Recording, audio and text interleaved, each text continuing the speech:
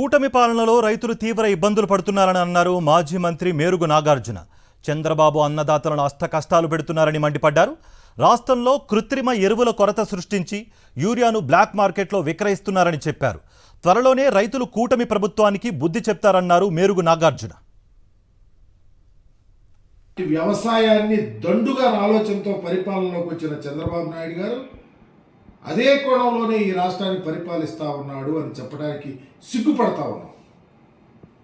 ఒకప్పుడు డాక్టర్ రాజశేఖర రెడ్డి గారు ముఖ్యమంత్రిగా ఉన్నప్పుడు కానీ, జగన్మోహన్ రెడ్డి గారు ముఖ్యమంత్రిగా ఉన్నప్పుడు కానీ వ్యవసాయం పొంతలు తొక్కింది,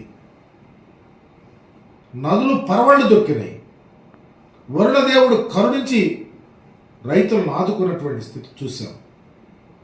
వ్యవసాయ ఉత్పత్తులు పెరిగినాయి.